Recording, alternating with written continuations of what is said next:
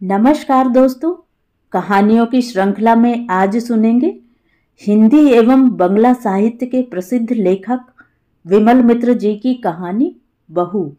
लेकिन उससे पहले मेरा आपसे विनम्र अनुरोध है कि अगर मेरे द्वारा सुनाई हुई कहानियाँ आपको अच्छी लगती हैं और आपने अभी तक मेरे चैनल को सब्सक्राइब नहीं किया है तो सब्सक्राइब ज़रूर करें, लाइक करें और अपने दोस्तों और परिचितों में शेयर भी करें।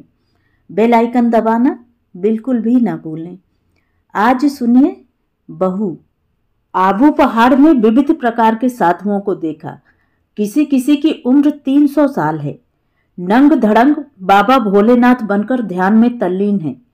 कोई तानपूरा लेकर ध्रुपद गाने में तल्लीन है। बगल में एक शिष्य है जो पखावज बजा रहा है। एक जगह गुफा में बिजली की रोशनी और रेफ्रिजरेटर पर नजर पड़ी। दोनों हाथ की 10 उंगलियों में हीरा, पन्ना और मोती की 10 अंगूठियां हैं। बदन पर रेशमी गेरुआ वस्त्र। प्लेट में अंगूर खा रहे हैं। बगल में एक सिंधी शिष्या बैठी है जो पंखा चल रही है। आबू पहाड़ में दर्शनीय वस्तुओं का अभाव नहीं है, फिर भी साधुओं को देख देख कर मैं अघा नहीं रहा था। गाइड से पूछा, यहाँ और कोई साधु सन्यासी नहीं है? मेरे गाइड ने इसके पहले मेरे जैसा कोई यात्री नहीं देखा होगा। उसके पास नामी जर्मन, अंग्रेज और फ्रांसीसियों के सर्टिफिकेट हैं। उन लोगों ने दिलवाड़ा मंदिर, सनसेट पॉइंट और अच्छल मंदिर देखे थे, और एक मैं हूं जो केवल साधु सन्यासियों को ही देख रहा हूं। वह क्यों कर यह जान पाएगा कि मुझे क्यों साधुओं को ही देखने का आग्रह है। मगर आज भी योगानंद स्वामी से मेरी भेंट नहीं हुई। कुंभ का मेला, पुष्कर तीर्थ, केदारनाथ, गोमुखी इत्यादि किसी भी तीर्थ स्थान को देखना मैंने बाकी नहीं रख छोड़ा है। योगानंद स्वामी से मिलना जरूरी है, क्योंकि मैं नीरू भाभी को जबान दे चुका हूं। यह आज की बात नहीं है। आज से बहुत साल पहले बोयालमुड़ी नामक गांव की एक बहू की कहानी है। घनघोर देहात, ना तो वहां कोई पोस्ट ऑफिस है न कोई स्टेशन।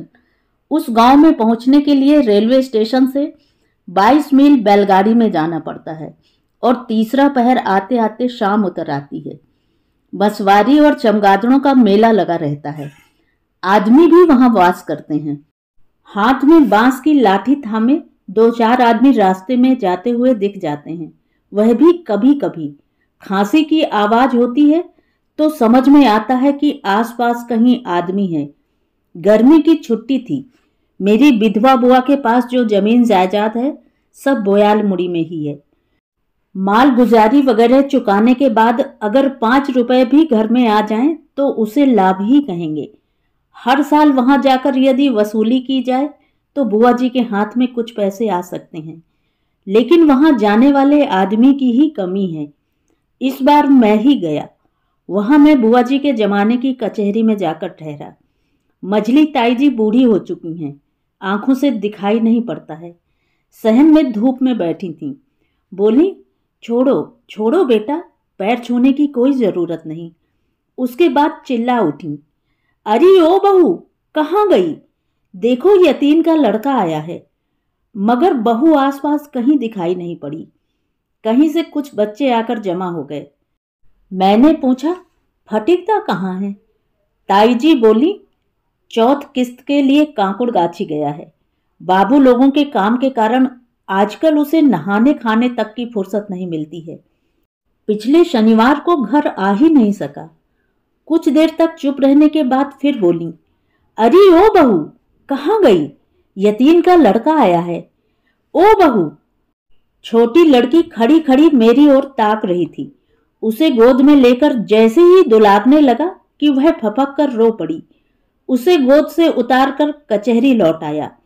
आंगन में शरीफा के पेड़ के नीचे आते ही किसी ने पुकारा, देवर जी। पीछे की ओर मुड़ते ही देखा, दरवाजे की बगल में छोटा सा घूंघट डाले नीरू भाभी खड़ी हैं। चेहरे पर हंसी तैर रही है। बोली, हमारा चंडी मंडप खाली पड़ा है, आप वहीं डेरा डालिए। मैंने कहा, कचहरी में रहना ठीक होगा। नीरू भाभी बोली, भला वह कोई आदमी के रहने लायक जगह है? सांप बिच्छू हैं। आप चाय पीते हैं ना?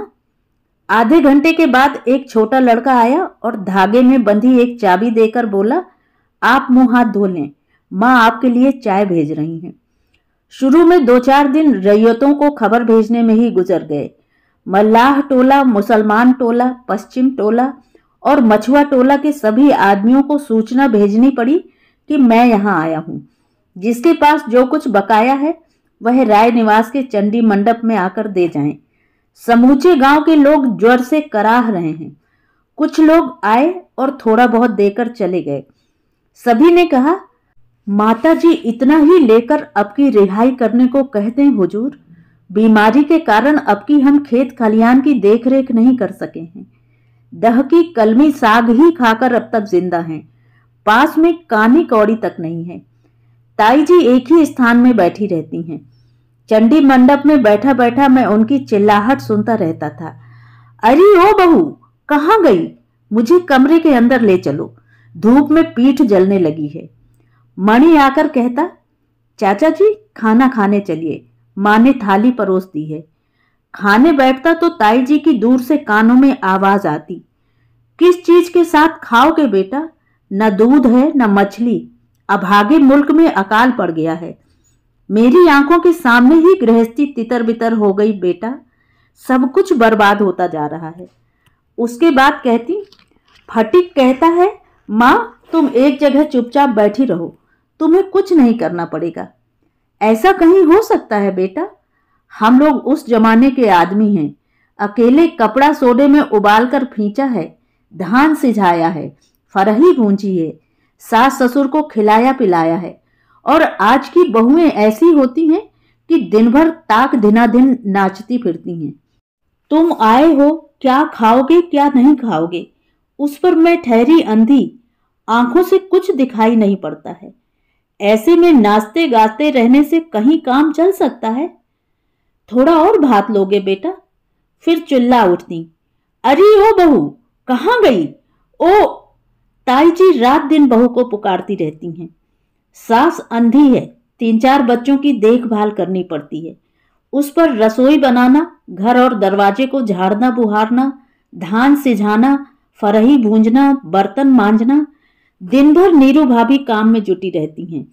दिन रात के वक्त तालाब के किनारे लालटेन जलती हुई देख चुका हूं। लालटेन के सामने एक घूंघट कड़ी धुंधली मूर्ति रहती है। बहुत रात तक कानों में बर्तन मांजने की आवाज आती रहती है। उस दिन खाकर आने के वक्त शरीफे के पेड़ के पास पहुंचा हूंगा कि दरवाजे के पास से फिर पुकार आई, देवर जी। पीछे मुड़कर देखते ही नीरू भाभी को हल्के घूंघट में खड़ा पाया, हंसता हुआ चेहरा। बाएं हाथ से घूंघट को जरा और नीचे करके बोली, मेरा एक काम कर दीजिएगा देवर जी। मैं अवाक हो गया। क्या काम है भाभी जी? जरूर कर दूंगा, मैंने कहा। उसी प्रकार घूंघट खींचकर हंसती हुई बोली, अभी नहीं भैया, रात में। आपके पास वक्त है ना? 2-4 साल नहीं बल्कि 15 साल पहले की बात है। मेरी भी उम्र उस वक्त कम थी। अब भी कामकाज के दौरान बीच बीच में नीरू भाभी की बातें याद आती हैं। बहुत तकलीफ से गृहस्थी चल रही थी। संपन्नता का कहीं लेश नहीं था।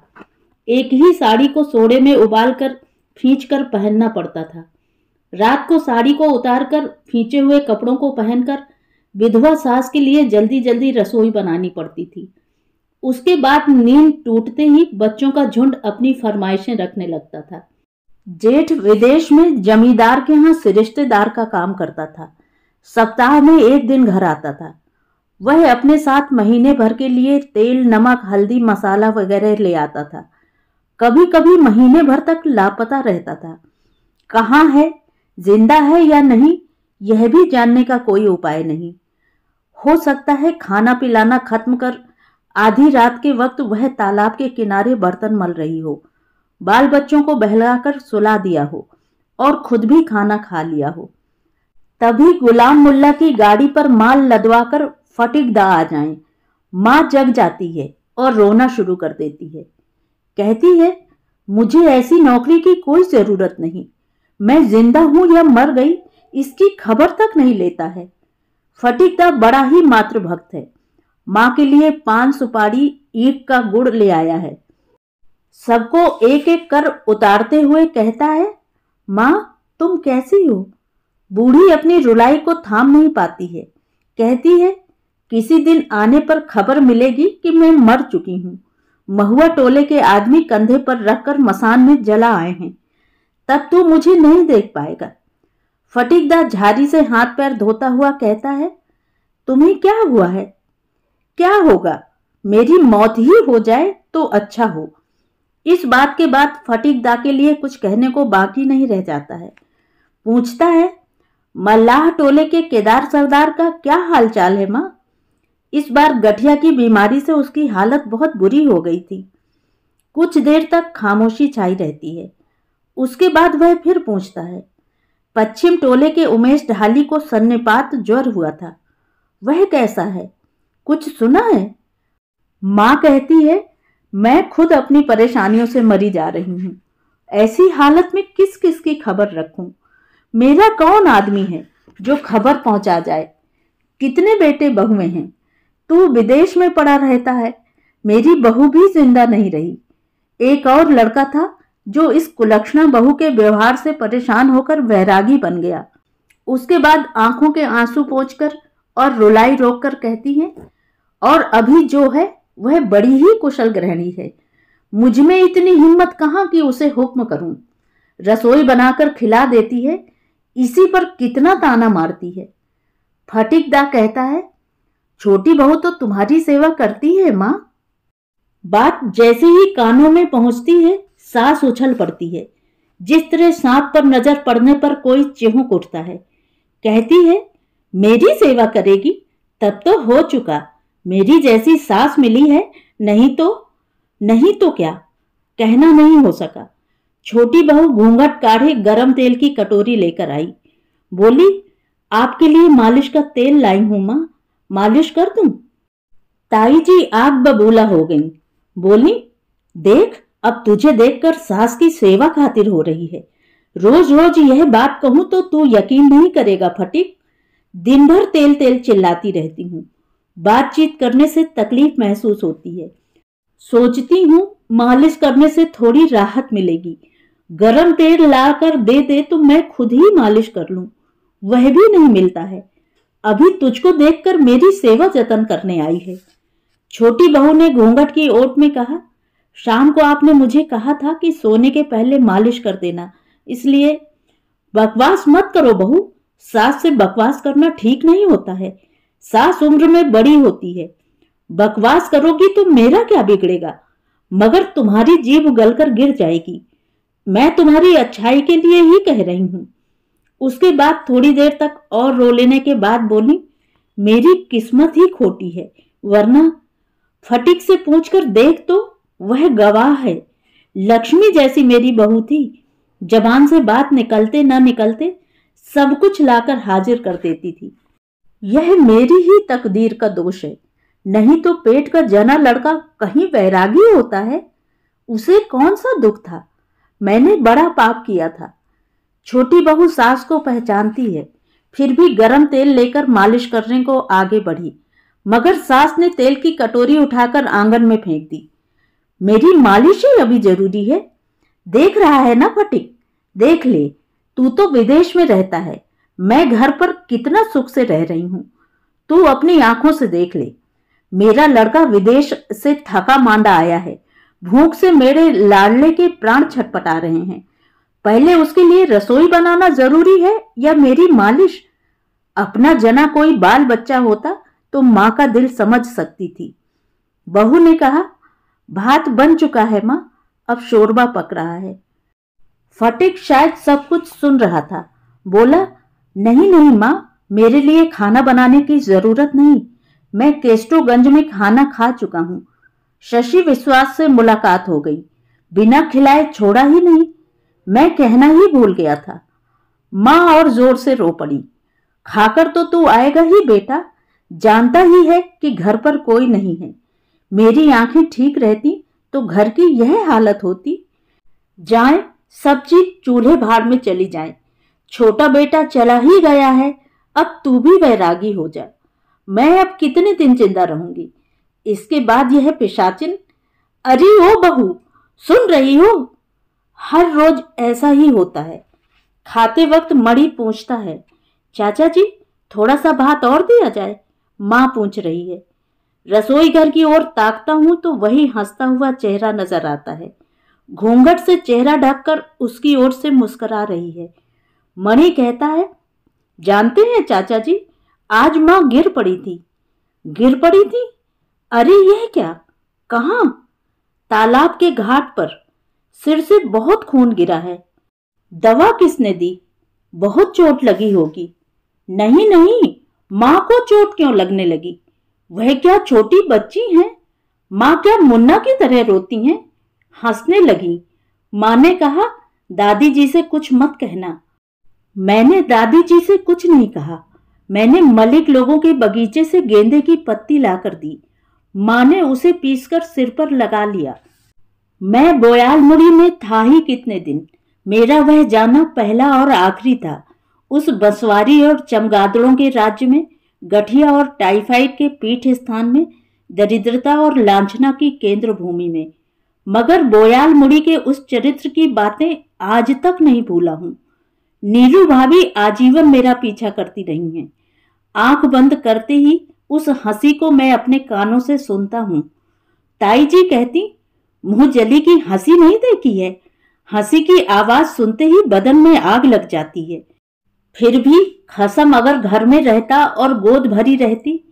तब रात के करीब 12 बज चुके होंगे। बिस्तर पर लेटा लेटा मैं किताब पढ़ रहा था। एकाएक बाहर किसी की पदचाप सुनाई पड़ी। देवर जी, आप सो गए क्या? नीरू भाभी की आवाज थी। मैं हड़बड़ाकर उठा और दरवाजा खोल दिया। आइए आइए भाभी जी, इतनी रात हो चुकी है। मैंने सोचा अब आप नहीं आएंगी। नीरू भाभी बोली, अभी तुरंत काम से छुटकारा मिला है भाई। बर्तन मांजने के बाद रसोई घर साफ करना पड़ा। उसके बाद मुन्ना की कथरी बदलकर सास के सिरहाने पानी का लोटा रखाई।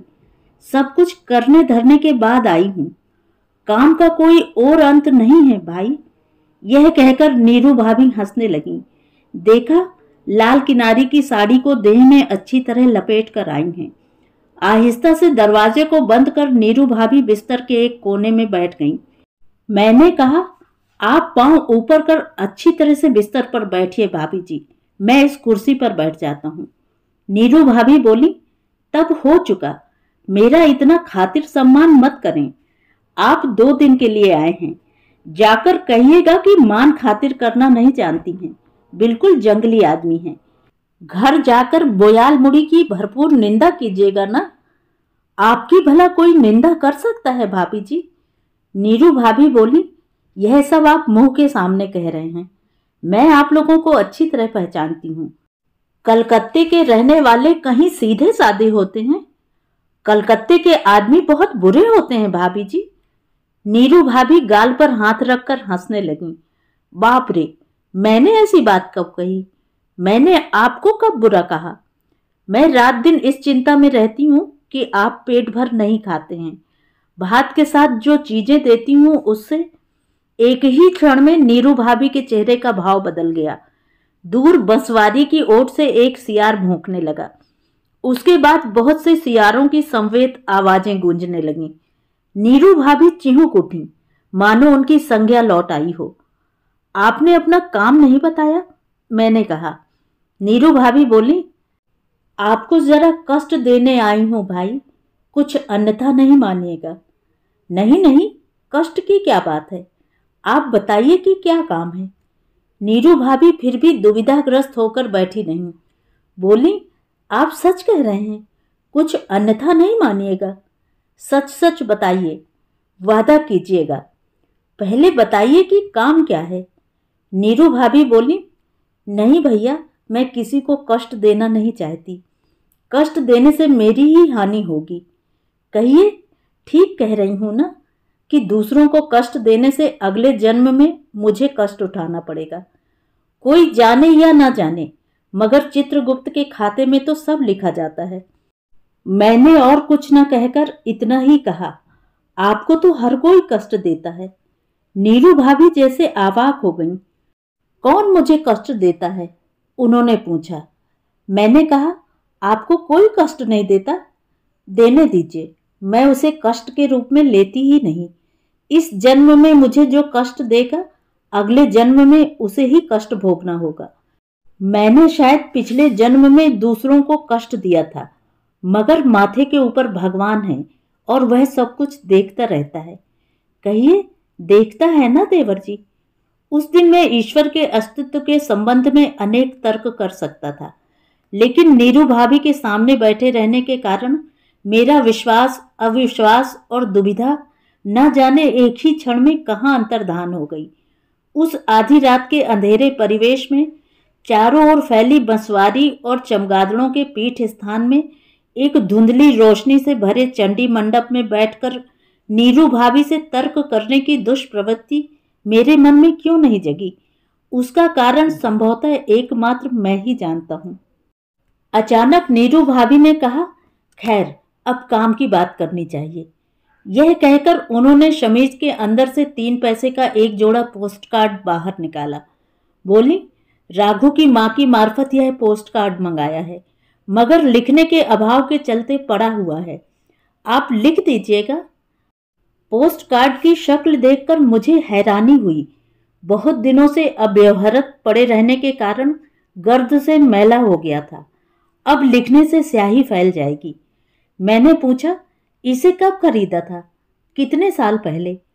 नीरू भाभी ने कहा, कितने साल पहले खरीदा है क्या याद है? मैं अगर लिखना पढ़ना जानती तो मेरे लिए चिंता की कौन सी बात थी। पोस्ट कार्ड को खींच खांच कर मैंने सीधा किया और पूछा, किसे लिखना है? मेरी माँ को। पता क्या है?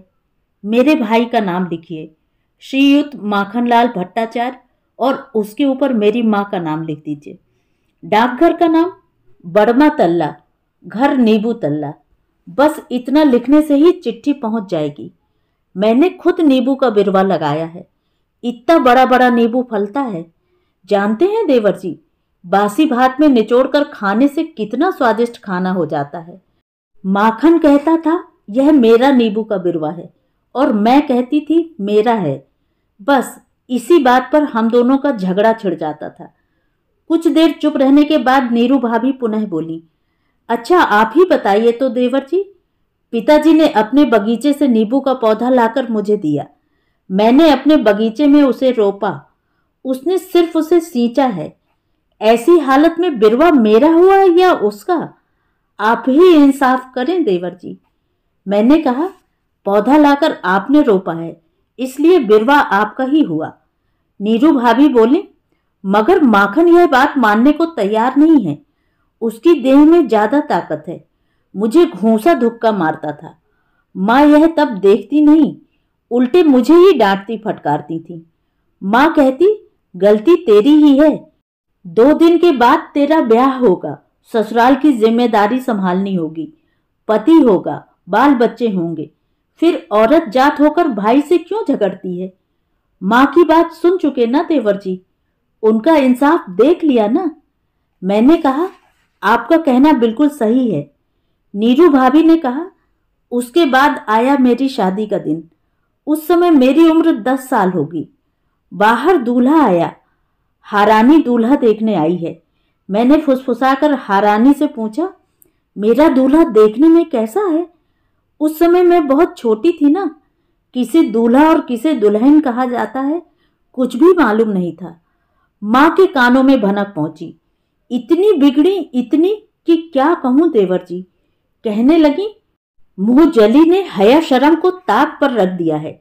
अभी से दूल्हा दूल्हा कहना सीख गई है।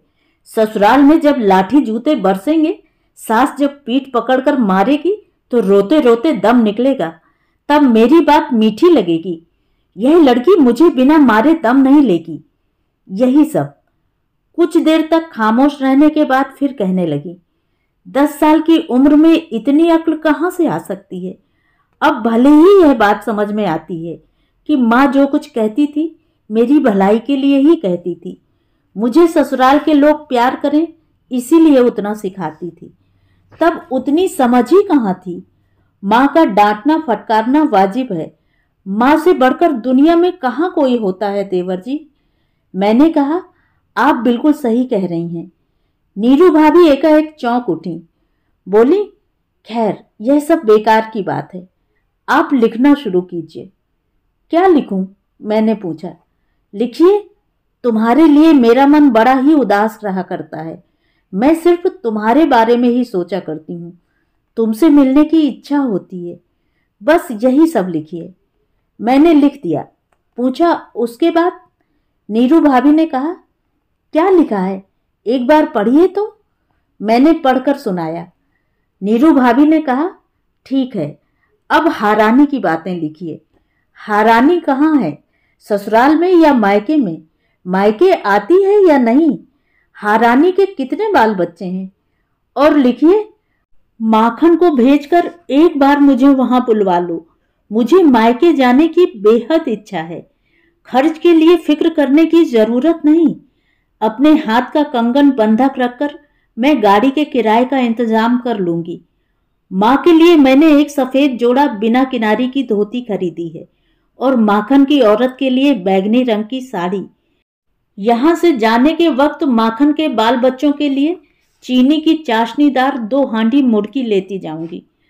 अब इस दुनिया में कितने दिन जिंदा रहना है। कुछ देर तक चुप्पी साधे रहने के बाद बोली, क्या लिखा, एक बार पढ़िए तो देवर जी। आहिस्ता आहिस्ता रात काफी गहरा गई। दोबारा सियारों के झुंड ने बंसवारी से चिल्लाकर रात के एक और पहर बीतने की सूचना दी। मैंने कहा, और क्या लिखूं, बताइए। नीरू भाभी बोली, और लिखिए। नीरू भाभी कहते कहते रुक गईं। पता नहीं कान खड़ा कर क्या सुनने लगी। बोली, अभी आई देवर जी, मुन्ना उठ गया है, चलूं, नहीं तो बिस्तर में पेशाब कर देगा। यह कहकर वह हड़बड़ाकर उठी और तेज कदमों से चली गईं।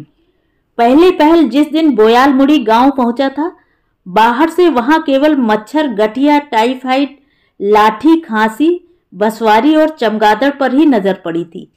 मगर उस क्षण, उस आधी रात के अंधेरे में राय निवास के उस चंडी मंडप में बैठे बैठे मुझे लगा, बोयालमुड़ी गांव बहुत ही सुंदर है, बहुत ही मधुर।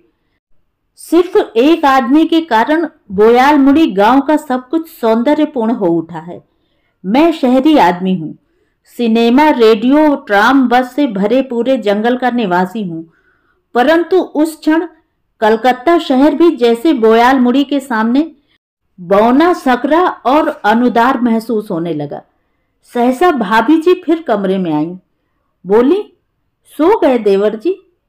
आपको तकलीफ हो रही हो तो आज रहने दीजिए ना भाभी जी, मैं और 2 दिन ठहरूंगा। मैं आपकी चिट्ठी लिखना खत्म करने के बाद ही जाऊंगा। नहीं भैया, आज बहुत दिनों के बाद चिट्ठी लिखी जा रही है। बहुत दिनों से माँ की कोई खबर नहीं मिली है, मन बहुत बेचैन रहता है। माखन चिट्ठी भेज सकता था, कहिए वह 3 पैसे खर्च कर 2 पंक्ति नहीं लिख सकता है? और होता तो मेरे दिल की बात जानता। मानती हूं तेरी हालत अच्छी नहीं है, मुझे ले जाकर खिलाने के लायक पैसा तेरे पास नहीं है।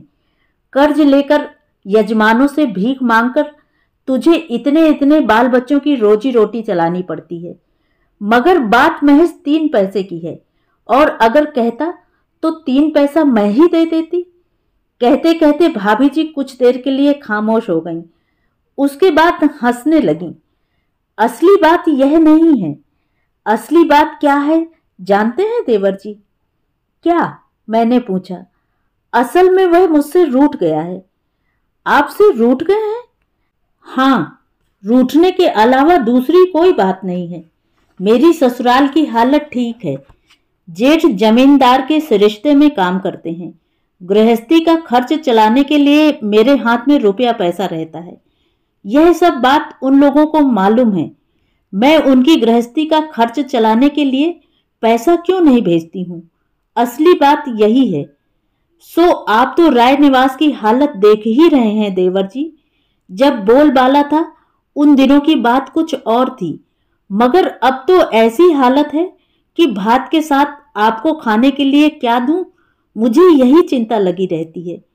गुड़ फरी से बच्चों को भले ही बहला लूं, मगर बूढ़ी सास को कैसे समझाऊं? वे कुछ भी नहीं समझती। सच कहिए तो मेरी अपनी गृहस्थी नामक कोई चीज तो है नहीं, कहिए है। मैंने कहा, क्यों, आप नहीं क्यों कह रही हैं भाभी जी? आपके जेठ के बाल बच्चे भी तो आपके अपने बाल बच्चे जैसे हैं, वे तो आपको ही मां कहकर पुकारते हैं। सो रहें, मगर अपने पेट के बच्चे और पराये के बच्चे एक जैसे तो नहीं हो सकते। मेरी जेठानी जब जिंदा थी वे कहा करती थी, तू ही अच्छी है, कोई झंझट झमेला नहीं। वही जेठानी कहाँ गई और मैं ही अब कहाँ हूं। उनके बाल बच्चों को लेकर ही मेरी गृहस्थी है।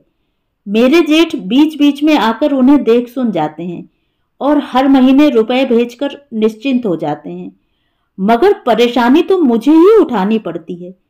सो वे चाहे जेठानी के बच्चे हों, चाहे अपने पेट के ही बच्चे क्यों न हों, मां के पास जाइएगा तो बच्चों को क्या अपने साथ लेते जाइएगा, वरना उनकी देखभाल कौन करेगा। नीरू भाभी का चेहरा एकाएक बुझ गया। बोली, इस पर भी मैंने बीच बीच में सोचा विचारा है देवर जी। कहती जरूर हूं कि मायके जाऊंगी, मगर इनकी देखभाल कौन करेगा। मैं अगर एक क्षण भी उनकी आंखों से ओट हो जाऊं तो वे बेचैन हो उठते हैं। कौन उन्हें कुर्ता पहना देगा, कौन खिलाए पिलाएगा, कौन नहलाएगा। एक पल चुप रहने के बाद नीरू भाभी ने फिर कहा, मेरी बला से कौन उनकी चिंता में घुलता रहे।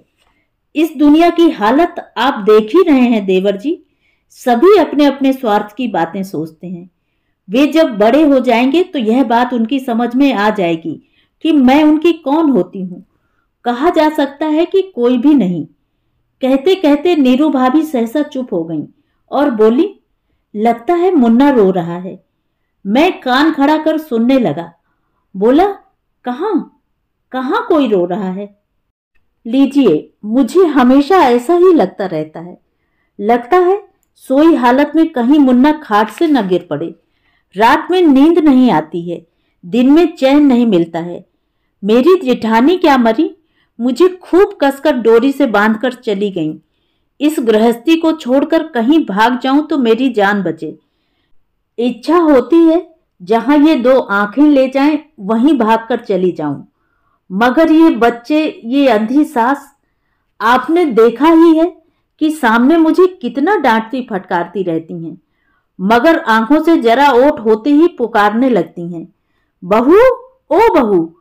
बुढ़ापे में उनके मुंह से भगवान का नाम कभी नहीं निकलता है, राधा कृष्ण का नाम नहीं जपती हैं, बस सिर्फ बहू और बहू, मानो बहू ही उनका ध्यान योग तप हो। नीरू भाभी एकाएक बोली, खैर बेकार की बातें हैं। आप 2 दिन के लिए आए हैं और आपको अपनी बातें सुनाकर कष्ट दे रही हूं। छी छी, आप सो भी नहीं सके। मैंने कहा, मुझे क्या कष्ट हो रहा है, आप ही को पौ फटते न फटते बिछावन छोड़कर उठ जाना पड़ेगा। नीरू भाभी ने उसी तरह हंसते हुए कहा, मेरी बात छोड़िए देवर जी, मैं ठहरी तालाब का घाट, गोबर से लिपाई करते करते और रसोई बनाते बनाते ही इस दुनिया से चल बसूंगी, मगर आज तक इसका लेखा जोखा नहीं हुआ कि गृहस्थी किसकी है और कौन खटखट कर मर रहा है। खैर, यह सब रहे, आप एक बार पूरी चिट्ठी पढ़ तो जाइए, सुनूं आपने क्या लिखा है। मैं पूरी चिट्ठी पढ़ गया। नीरू भाभी ने झुककर पूरी चिट्ठी सुनी, उसके बाद चिट्ठी लेकर खड़ी हुई, माथे के घूंघट को अच्छी तरह संभाला और बोली, आपका इतना वक्त जाया कर दिया, मन ही मन बहुत गाली देते होंगे। छी छी, मुझे आप जैसी भाभी मिली है, लाभ तो मुझे ही हुआ है। लाभ क्या हुआ है, अच्छी तरह समझती हूं। एक दिन देवर को मन के लायक खाना खिला सकूं, भगवान ने इतनी सामर्थ्य भी नहीं दी है। क्या कहूं, देखिए तो आपकी घड़ी में क्या बचा है। घड़ी की ओर देखकर मैंने कहा, 2 बजने में। उफ, कितना बड़ा अपराध हो गया, मेरे पाप का कोई अंत नहीं है। अच्छा, चलूं भाई। यह कहकर नीरू भाभी कमरे से बाहर जाने लगी। एकाएक उनके पांव थम गए और मुड़कर बोली, आप अगले मंगलवार को जा रहे हैं। हाँ, अब आप लोगों को कितने दिनों तक कष्ट देता रहूं। बहुत कष्ट दे रहे हैं आप। ऐसा कष्ट बीच बीच में देते तो जीने का कम से कम बहाना तो मिल जाए। उसके बाद जब विवाह शादी हो जाएगी तो बोयाल मुड़ी को बिल्कुल भूल ही जाइएगा। पता नहीं मुझे क्या हो गया। नहीं भाभी जी, बहुत जगह का चक्कर काट चुका हूं। हरिद्वार, मथुरा, वृंदावन और काशी गया था, मगर बोयाल मुड़ी आने पर जो लाभ हुआ वह कहीं नहीं हुआ। नीरू भाभी संभवतः हंसे जा रही थी, मगर एकाएक अपनी हंसी रोककर बोली, अच्छा देवर जी, एक बात कहूं, आप बहुत सारी जगहों का चक्कर काटते रहते हैं ना, बहुत से तीर्थ स्थान का भ्रमण करते रहते हैं। मैंने कहा, हाँ, बुआ जी के साथ बहुत सी जगहों की परिक्रमा करनी पड़ती है। नीरू भाभी बोली, आप मथुरा हो आए हैं? काशी, वृंदावन, जगन्नाथ क्षेत्र? हाँ, मैंने कहा, वहां बहुत से साधु सन्यासी रहते हैं। शायद रहते हैं। क्यों? नीरू भाभी तनिक असमंजस में पड़ गईं। नहीं, यूं ही कह रही थी। तीर्थ स्थानों में ही साधु सन्यासियों की भीड़ हुआ करती है। मेरी आंखें एकाएक नीरू भाभी की ओर चली गईं और उनके चेहरे की मुद्रा देखकर मैं अवाक रह गया। चेहरे की वह हंसी गायब थी। नीरू भाभी का यह चेहरा मेरे लिए बिल्कुल अजनबी है। नीरू भाभी जैसे अभी महिला नहीं है, मां नहीं है, गृहिणी नहीं है, यहां तक कि भाभी भी नहीं है। अचानक नीरू भाभी एक निमित्त के दरमियान हुई नारी में रूपांतरित हो गई हैं। न केवल नारी में बल्कि वधू के रूप में, किसी एक वैरागी की वधू के वेश में। इतने दिनों के दौरान ऐसा रूप जैसे आज पहले पहल मेरी आंखों के सामने आया हो। मैं थोड़ा बहुत अनजाना जैसा हो गया था। अब नीरू भाभी कमरे के बाहर चली गईं। मेरे अंदर यह बात आई ही नहीं। उन पर तब मेरी आंखें हंसती हुई बोली, यह लीजिए, मेरे दिमाग का कोई ठौर ही नहीं। मैं अब ये चिट्ठी किसके हाथ से डलवाऊंगी? यह आपके पास ही रहे। आप सवेरे जब डाकघर की ओर जाइएगा तो इसे डाल दीजिएगा। चलो भाई, कमरे से मुन्ने के रोने की आवाज आ रही है। कहा जा सकता है कि नीरू भाभी से जिंदगी में मेरी यह पहली और आखिरी मुलाकात थी। अब नीरू भाभी जिंदा हैं या नहीं कह नहीं सकता। फटिकदा की अंधी मां नीरू भाभी की वह दर्पण माला जिंदा है या नहीं यह भी नहीं कह सकता, क्योंकि बुआ के मरते ही बोयाल मुड़ी से मेरा तमाम रिश्ता टूट चुका है। लेकिन नीरू भाभी की अपनी मां से मुलाकात नहीं हुई, यह बात मैं आज भी दृढ़तापूर्वक कह सकता हूं। असल में उस दिन उतनी रात तक मैं जिस पत्र को लिखता रहा था उसे डाकघर में डाला ही नहीं गया, क्योंकि डालने से मुझे मना किया गया था और इस मनाही का आदेश फटिकदा से ही मिला था। आज उसी घटना को सुना रहा हूं। दूसरे दिन भोर के वक्त जब मेरी आंखें अच्छी तरह खुली भी नहीं थी कि राय निवास के चंडी मंडप के सामने एक बैलगाड़ी आकर रुकी। दरवाजा खोलने पर फटिकदा पर नजर गई। जमींदारी सरिश्ते का काम खत्म करके ढेर सारा माल असबाब अपने साथ लिए एक पहर रात बाकी रहते ही वापस आए हैं। बदन पर कुर्ता डालकर मैं सुबह सुबह पत्र डालने के उद्देश्य से बाहर निकल रहा था। फटिकदा ने कहा, कौन? क्या हुआ भैया? मैंने पूछा, आप अभी आए? गुड़ की डली, सूप, चंगेरी, अरबी, नारियल इत्यादि विविध प्रकार की चीजें गाड़ी पर लदी थीं। फटिकदा उन चीजों को उतरवाने में व्यस्त थे। फिर भी बोले, वसूली का काम कैसा चल रहा है भाई? एक पल चुप्पी साधने के बाद फिर बोले, लगता है प्रातः भ्रमण को निकल रहे हो। नहीं, मैंने कहा, नीरू भाभी की एक चिट्ठी है, पोस्ट ऑफिस में डालने जा रहा हूं। बहुत ही जरूरी चिट्ठी है। चिट्ठी? किसकी चिट्ठी बताया? छोटी बहू की। बोले, बड़मा तल्ला अपने मां के पास भेज रही हैं। हाँ, मगर? वे बोले, देखूं? मैंने चिट्ठी दी। 2-4 पंक्तियां पढ़ते ही पता नहीं फटिकदा को क्या हुआ कि चिट्ठी को उन्होंने चिंदी चिंदी कर दी। बोले, इस चिट्ठी को भेजने से कोई काम नहीं होगा भाई, कुछ अन्यथा मत लेना। फिर भी मेरा विस्मय दुगना हो गया। फटिकदा बोले, छोटी बहू की यही नियति है, गोद में कोई बाल बच्चा नहीं, स्वामी वैरागी हो गया। उस पर उनकी माँ, सो माँ चाहे धनी हो या गरीब, आखिर माँ ही होती है। वह भी। फटीकदा कुछ कहना चाहते थे पर चुप हो गए। उसके बाद बोले, माँ भी जिंदा नहीं है। छोटी बहू को इसकी सूचना कैसे दूं, यही मन ही मन सोच रहा था। रैयतों के बीच जमीन बंदोबस्ती करने के खातिर बर्मा तल्ला गया था, वहीं यह खबर सुनने को मिली। बहू का भाई ऐसा निष्ठुर है कि सूचना तक न दी।